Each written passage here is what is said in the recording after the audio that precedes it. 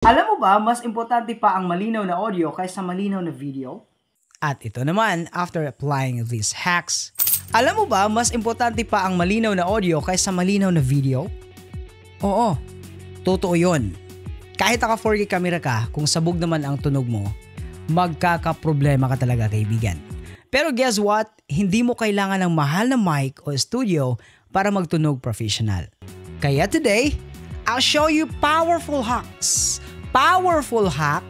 para gawing crystal clear ang audio ng videos mo kahit cellphone lang ang gamit natin. And if you're serious about growing your channel, this could be a secret weapon na hinahanap mo, kaibigan. First, closer is better. Rule number 1 natin, ilapit mo ang mic. Dapat malapit sa bibig mo. Kahit cellphone lang yan, mas malapit, mas malinaw. Huwag mong iasa sa malayong camera mic. Kahit hawakan mo lang yung phone closer sa bibig mo habang nagre-record, sobrang laking difference, kaibigan. Ito yung audio from this cellphone recording at sinenchronize natin dito sa ating video. Number 2, kill the noise. Viewers hate background noise, kaya eliminate distractions. Patayin ang electric fan.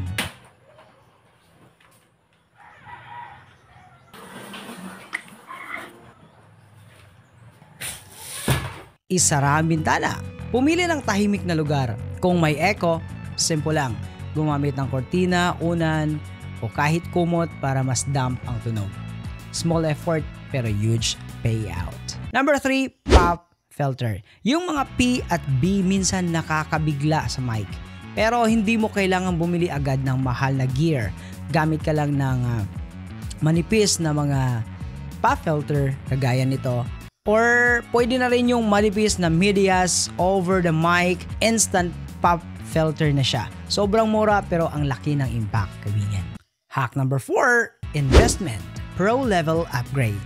Kung kaya mo maglabas ng kahit 200 to 300 plus pesos, bumili ka ng lapel microphone agad. Plug and play lang tapos ang laki ng improvement. Ang tanong, gaano ka kaseryoso sa channel mo? Kasi minsan, maliit na investment, big results agad. Kagaya ng ginamit natin, ito isang lapel mic ng Boya. Hack number 5, fix it in post. Kung feeling mo may ingay pa rin,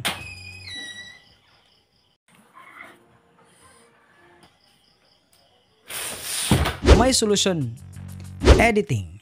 Gumamit ka ng free apps like CapCut, BandLab, or Audacity. Do noise reduction, EQ, or konting compression. Kahit basic lang, parang ibang level na ang tunog. Ang ginamit natin ngayon ay Adobe Audition. Though hindi siya free, pero napakaangas ang kanyang effect. Ganito ang raw cellphone audio. Alam mo ba, mas importante pa ang malinaw na audio kaysa malinaw na video? At ito naman, after applying these hacks, alam mo ba, mas importante pa ang malinaw na audio kaysa malinaw na video? Narinig mo yung difference? Kung ako yung viewers, mas gugustuhin kong tapusin yung video na malinaw ang audio. At tatandaan mo, good audio equals more trust and more subscribers. So here's the truth.